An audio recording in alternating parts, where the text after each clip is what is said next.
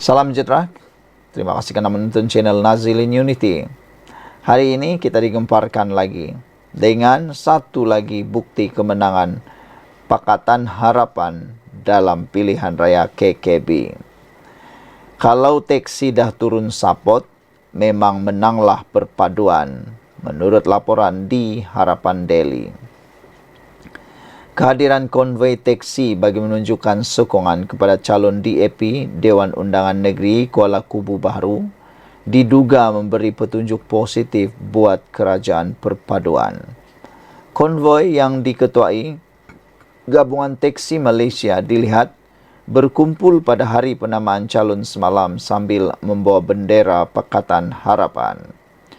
Mereka turut membawa kain rentang yang tertulis Kami Gabungan Teksi Malaysia menyokong penuh kerajaan perpaduan di bawah kepimpinan Datuk Seri Anwar Ibrahim Perdana Menteri Malaysia.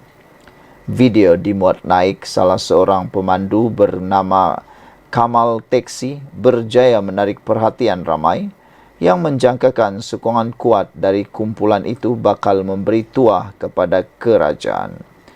Teksi turun sebagai calon kerajaan perpaduan. Teksi turun sokong calon kerajaan perpaduan. Katanya, terima kasih kepada semua yang sudi menyantuni kami, terutamanya YB Anthony Low. Wahai penduduk Kuala Kubu Baharu, jangan lakukan kesilapan. Ayuh undi calon kerajaan perpaduan, kata Kamal dalam caption video yang dimuat naik. Persatuan teksi-teksi memang sebelum ini terbuka menunjukkan sokongan kepada kerajaan perpaduan dalam beberapa siri pilihan raya. Kali ini ada yang beranggapan mereka dibayar. Namun disanggah Kamal yang memaklumkan mereka tidak pernah dibayar. Kau ingat kami tak bermaruah macam puak-puak kau ke walaun, kata Kamal pada satu komentar yang tertulis dapat duit. Kalau teksi dah sapot, memang menanglah, kata Haris. Abang teksi pun bersatu dan menilai bahawa PHBN Kerajaan Perpaduan adalah pilihan terbaik. Mantap, kata pengguna TikTok. Saudara-saudara sekalian, selain daripada itu, kita juga digemparkan dengan satu laporan tidak sia-sia jual menu rahma di vending machine. Peniaga terkejut mampu meraih RM14,000 sebulan. Rezeki tidak salah alamat. Begitulah nasib seorang peniaga nasi kukus yang tidak menyangka keputusannya menyertai program perniagaan di bawah inisiatif pendapatan rakyat IPR yang memberi pendapatan yang cukup lumayan buatnya. Muhammad Hermi Sahudin, 47 tahun, mampu meraih jualan melebihi RM14,000 sebulan melalui perniagaan makanan di mesin layan diri atau vending machine. Lebih menggembirakan, dia kini tidak lagi dibelenggu masalah pendapatan tidak menentu seperti dialami sebelum menyertai program IPR kategori inisiatif usahawan makanan insan yang diperkenalkan Kerajaan Madani melalui Kementerian Ekonomi pada Mac tahun lalu. Lapor bernama bapa 4 anak perempuan itu sebelum ini hanya berniaga kecil-kecilan dengan membuka gerai di tepi jalan di kawasan Fasa 3 Bandar Puncak Alam, selain mengambil tempahan makanan untuk majlis kerayaan di kawasan sekitar. Menurutnya, dengan pelbagai cabaran dihadapi seperti faktor cuaca, makanan tidak habis dijual selain perlu menutup kedai untuk membawa seorang anaknya yang juga orang kurang upaya bertemu dokter. Kerja keras yang dilakukannya hanya mampu meraih jualan tidak sampai RM8,000 sebulan. Perniagaan kami sebelum ini memang banyak cabaran dengan pendapatan boleh terjejas bila-bila masa sahaja, katanya. Ada ketika makanan langsung tidak boleh dijual, terutama ketika hujan lebat, menyebabkan modal dan makanan pada hari itu kadangkala hangus begitu saja, katanya. Saya juga mempunyai anak OKU berusia 9 tahun yang masih memerlukan perhatian dan jagaan penuh. Jika ada temu janji dengan doktor, memang saya dan isteri tak boleh berniaga. Jadi tidak ada pendapatan untuk kami pada hari itu, katanya. Muhammad Hermi dan isteri Fadilah Hanum 47 mengusahakan perniagaan makanan dari mesin layan diri di Kolej Angsana II, Universiti Teknologi Mara, Cawangan Selangor, Kampus Puncak Alam. Mereka menyifatkan penyertaan dalam program IPR sebagai tidak sia-sia, malah tidak perlu mengeluarkan modal untuk penyediaan makanan dan bayaran sewa kerana kos itu ditanggung sepenuhnya oleh kerajaan bagi tempoh 2 tahun. Antara makanan dijual menerusi mesin layan diri itu adalah nasi lemak ayam goreng, nasi lemak pandan, roti kebab, daging, roti sosis gulung, set bobola daging, popcorn ayam dan nasi ayam pedas yang kesemuanya dimasak sendiri mereka berdua. Semua makanan ini dijual pada harga RM2 hingga RM5. Bagi mengekalkan kualiti dan rasa, menu akan ditukar atau ditambah setiap 6 jam dalam tempoh sehari. Ini bermakna program IPR bukan saja memberi manfaat pada usahawan, malah memberi pilihan kepada orang ramai untuk membeli makanan siap masak pada harga berpatutan dan murah, kata beliau lagi, yang sambil berterima kasih kepada kerajaan kerana menyediakan inisiatif yang menguntungkan rakyat. Katanya, dia kini boleh memperuntukkan lebih banyak masa bersama keluarga kerana perniagaan itu boleh dipantau dari jauh menerusi aplikasi khas untuk mengetahui status stok makanan atau jika ada sebarang masalah teknikal terhadap mesin layan diri berkenan. Saya berasa cukup bertuah kerana dipilih menyertai program IPR daripada ribuan permohonan yang diterima kementerian. Pastinya program ini membuka prospek baru kepada usahawan kecil seperti saya menjana pendapatan sekaligus meningkatkan nilai jualan sedia ada, katanya lagi. Sekian dulu untuk kali ini. Jangan lupa tinggalkan komen anda. Sila tekan butang subscribe. Bye-bye. Salam sejahtera. Terima kasih kerana bersama dengan saya di Nazilin Unity Channel. Akhirnya, Fahmi Fadzil dan Kerajaan umum keputusan berkaitan dakwaan bina kasino. Kabinet akan bincang tindakan lanjut, kata Fahmi. Kerajaan akan membincang secara teliti berhubung laporan Bloomberg yang mendakwa Berjaya Corp Berhad B Corp sedang mengadakan perbincangan untuk menubuhkan sebuah resort kasino di Forest City di Johor bernilai AS 100 bilion bersamaan dengan RM477.60 bilion. Jurucakap kerajaan Fahmi berkata, tindakan selanjutnya terhadap laporan itu akan dibincang dalam mesyuarat kabinet esok. Ramai yang menjangkakan adakah kerajaan akan menyaman Bloomberg ini 1 trilion. Wah, ada yang mahu supaya Bloomberg dihajar habis-habisan. Mengenai isu Bloomberg, saya belum dapat maklumat terperinci. Kita ada jemaah menteri esok. Mungkin ada maklumat selepas itu, tapi setakat ini tiada terbaru, kata beliau. Tapi saya difahamkan ada beberapa laporan polis telah dibuat dan saya belum lihat laporan itu. Mungkin saya kena tunggu laporan jemaah menteri itu, katanya kepada pemberita di Kuala Kubu Baharu. Terdahulu, Fahmi yang juga Menteri Komunikasi ditanya mengenai status terbaru isu laporan berita itu. Berjaya Corp Berhad B Corp telah membuat laporan polis pada 26 April lalu dalam usaha untuk menjejaki sumber tidak dinamakan yang dipetik dalam laporan itu. B Corp sejak itu menafikan bahawa dakwaan bahawa rancangan sedemikian sedang dalam perbincangan. Dalam satu kenyataan, ia berkata sumber tersebut telah mencemarkan nama baik mereka dengan menyebarkan maklumat palsu dan ia percaya polis akan mengambil langkah perlu untuk menyiasat perkara itu.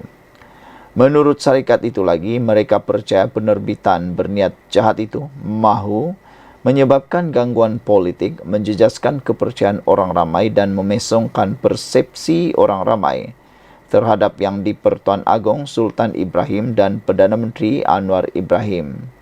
Syarikat itu juga menggesa Bloomberg dan The Edge Singapura yang memetik berita berkenan supaya membuang sebarang maklumat tidak tepat yang menyalahgambarkan pertemuan mereka dengan Anwar mengenai pemulihan projek mega berbilion ringgit di Johor tersebut.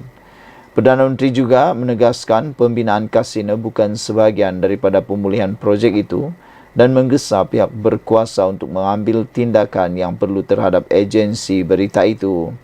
Selain BIKOP, Genting Malaysia Berhad juga menafikan laporan media mendakwa syarikat itu terlibat dalam perbincangan mengenai projek kasino berkenaan. Sekian dulu untuk kali ini. Jangan lupa ikuti terus ulasan selepas ini. Salam sejahtera, terima kasih kerana bersama dengan saya di Nazilin Unity Channel. Akhirnya, Bung Mokhtar dan isteri bebas kes rasuah RM 2.8 juta. Wow, diucapkan tahniah syabas kepada Bung Mokhtar dan isteri kerana kes rasuah ini telah selesai dan perintah bela diri Bung Mokhtar, istrinya, berkait kes rasuah RM 2.8 juta khilaf, kata laporan Sinar Harian. Mahkamah Tinggi di sini memutuskan Hakim Mahkamah Rendah yang mengarahkan Datuk Seri Bung Mokhtar Radin dan istrinya Datin Seri Zizi Izzati Abdul Samad membela diri atas tuduhan rasuah 2.8 juta sebagai salah ataupun sebagai satu salah laksana keadilan. Menerusi penghakiman yang bertarikh 20 April lalu, Hakim Datuk Azhar Abdul Hamid berkata, ini kerana ia bertentangan dengan keterangan dua saksi yang dikemukakan di Mahkamah Session di sini.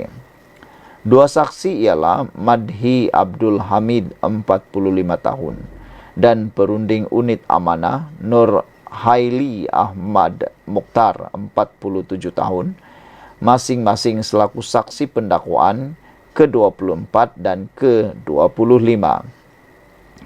Menurutnya, dua saksi utama pendakwaan itu dengan jelas menyatakan tiada unsur suapan berlaku dalam kes tersebut. Beliau berkata ketika pemeriksaan balas oleh pihak pendakwaan, saksi pendakwaan 24 menafikan kenyataan bertulis yang diberi semasa siasatan merupakan kejadian sebenar yang berlaku. Katanya, saksi itu juga menafikan bahawa RM 2.8 juta yang dibayar kepada Zizi Izzati selaku tertuduh kedua di Public Bank Taman Melawati adalah untuk tertuduh pertama Bung Mokhtar. Saksi pendakwaan ke-25 pula juga membuat pengesahan perkara sama bahawa tiada unsur suapan atau permintaan untuk hal sedemikian. Ini kerana tiada permintaan sedemikian daripada kedua-dua tertuduh yang mana saksi pendakwaan 25 ini seterusnya mengesahkan wang RM 2.8 juta yang dibayar kepada tertuduh kedua adalah bayaran pengenalan, kata penghakiman itu lagi. Walaupun tiada bukti berlaku rasuah berdasarkan keterangan saksi di mahkamah, Azhar berkata, Hakim Mahkamah Rendah tetap memilih untuk menerima kenyataan dua saksi yang direkodkan oleh SPRM. Berdasarkan isu tersebut, beliau berpendapat bahawa keputusan Hakim Mahkamah Rendah yang mendapati kes prima facie adalah jelas terkhilaf. Saya berpendapat, kata beliau, bahawa adalah sesuai dan wajar untuk Mahkamah Tinggi melaksanakan kuasa semakannya. Oleh itu, kedua-dua permohonan dibenarkan dan keputusan Mahkamah Session diketepikan. Ia digantikan dengan perintah pembebasan dan pelepasan tanpa meminta mereka membela diri, katanya. Pada 3 Mei 2019, Ahli Parlimen Kinabatangan itu didakwa atas dua pertuduhan menerima rasuah sebanyak 2.2 juta dan RM262.500 sebagai dorongan mendapatkan kelulusan Felcra untuk membuat pelaburan 150 juta ringgit dalam unit amanah publik mutual. Bung Mokhtar yang ketika itu pengerusi bukan eksekutif Felcra didakwa menerima rasuah daripada Madhi melalui Zizi Izzati di Public Bank Cawangan Taman Melawati antara jam 12.30 tengah hari dan 5 petang 12 Jun 2015. Ahli politik itu juga didakwa menerima suapan RM 335.500 daripada Nur Haili di bawah nama Zizi Izati atas sebab sama dan di tempat serupa pada 19 Jun 2015.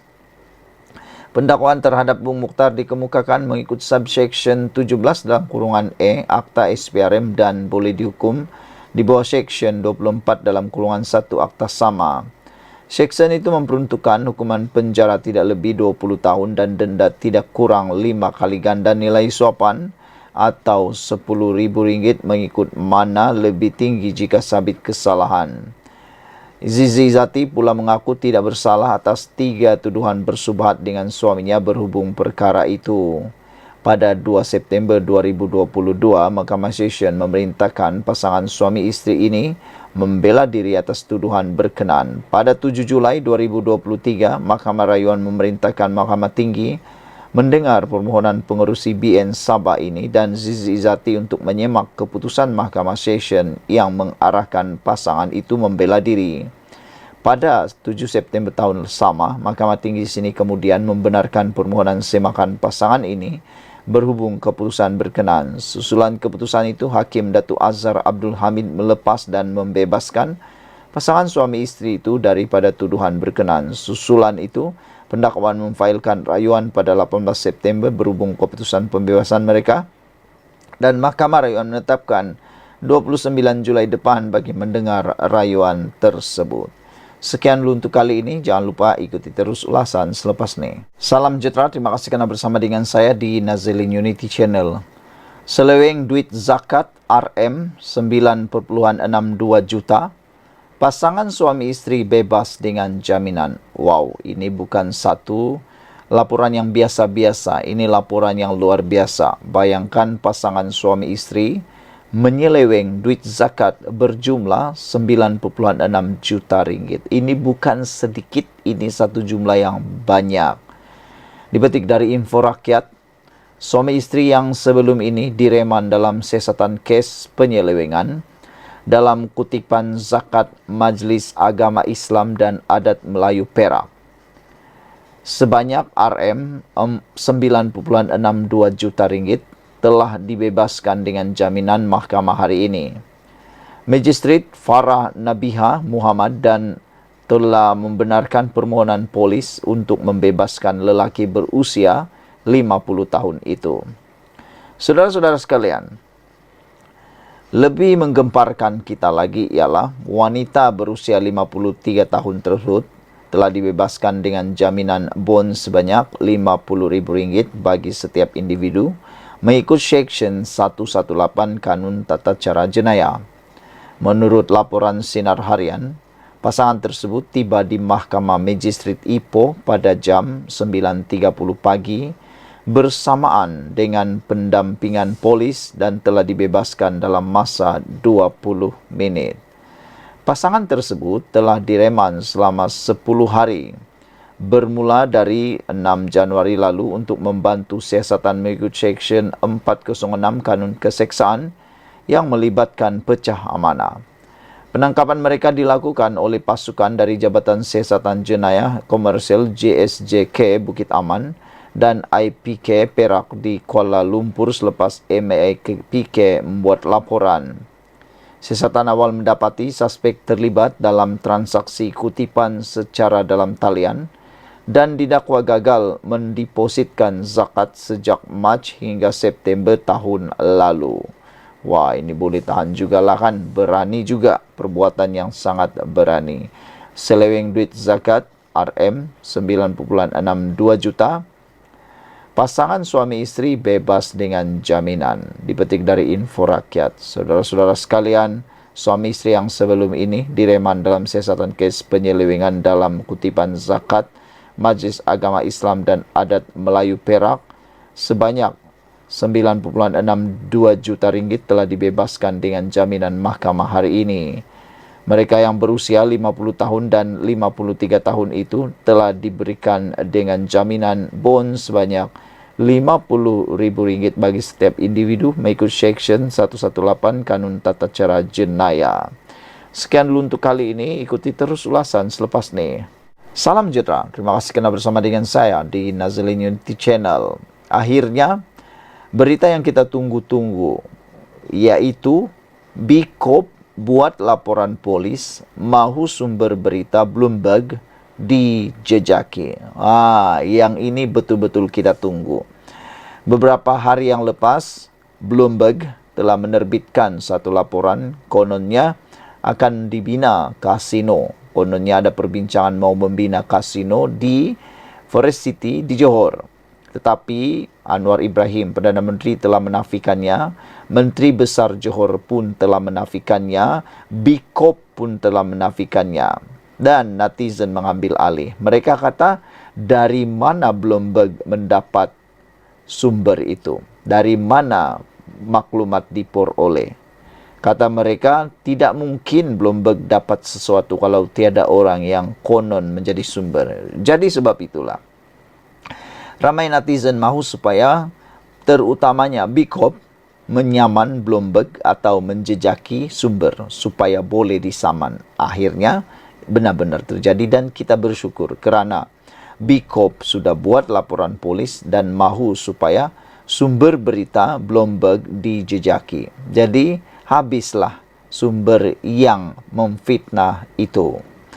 Berjaya Corporation Berhad, Bikop, telah membuat laporan polis pada 26 April lalu dalam usaha untuk menjejaki sumber tidak dinamakan yang dipetik dalam laporan Bloomberg mengenai rancangan. Kononnya, pengasas syarikat itu, Vincent Tan, sedang mengadakan perbincangan untuk menubuhkan sebuah resort kasino di Forest City bernilai 100 bilion ringgit, 100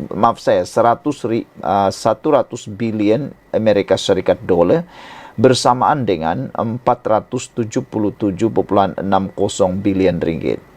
Bikop sejak itu menafikan dakwaan bahawa rancangan sedemikian sedang dalam perbincangan. Dalam satu kenyataan semalam, ia berkata, sumber tersebut telah mencemarkan nama baik mereka dengan menyebarkan maklumat palsu dan ia percaya polis akan mengambil langkah perlu untuk menyiasat perkara itu. Kami dengan hormatnya menggalakkan mana-mana penerbitan supaya lebih berhemah sebelum membuat sebarang dakwaan tanpa pengesahan terlebih dahulu, kata kenyataan itu. Menurut syarikat itu, mereka percaya penerbitan berniat jahat itu mahu menyebabkan gangguan politik, menjejaskan kepercayaan orang ramai dan memesongkan persepsi orang ramai terhadap Yang di-Pertuan Agong Sultan Ibrahim dan Perdana Menteri Anwar Ibrahim. Penerbitan berniat jahat sebegitu diburukan lagi dengan fakta bahawa tidak ada agensi berita yang melakukan sebarang percubaan untuk mengesahkan atau menyemak kebenaran dan ketepatan kenyataan dalam artikel itu sebelum menerbitkannya. Ini terutamanya kenyataan itu dikaitkan dengan sumber yang tidak dinamakan, kata Bikop. Syarikat itu juga menggesa Bloomberg dan The Edge Singapura yang memetik berita berkenan supaya membuang sebarang maklumat tidak tepat yang menyalahgambarkan pertemuan mereka dengan Anwar mengenai pemulihan projek mega berbilion ringgit di Johor tersebut. Perdana Menteri juga menafikan bahawa penubuhan kasino adalah sebahagian daripada pemulihan projek dan menggesa pihak berkuasa untuk mengambil tindakan yang perlu terhadap agensi berita itu. Kami ingin mengulangi dan menjelaskan bahawa pengasas kami, Vincent Tan, tidak terbabit dalam sebarang rundingan dengan mana-mana pihak yang dilaporkan. Ini termasuk Anwar dan Lim Kok Teh dari kumpulan Genting. Begitu juga dengan sebarang wakil yang di-Pertuan Agong Sultan Ibrahim atau Seri Paduka sendiri, kata Bikop. Selain Bikop, Genting Malaysia Berhad juga menafikan laporan media bahawa syarikat itu terlibat dalam perbincangan mengenai projek kasino di Forest City. Saudara-saudara sekalian, ada beberapa komen daripada netizen setuju dengan tindakan Bikop supaya menyaman sajalah kalau dapat saman cepat-cepat media asing yang buat fitnah ini. Ada berani? Berani ke kalau tiada kita harap supaya kaki sumber yang tidak tepat itu dapat dijejaki. Sekian dulu untuk kali ini. Ikuti terus selepas ini.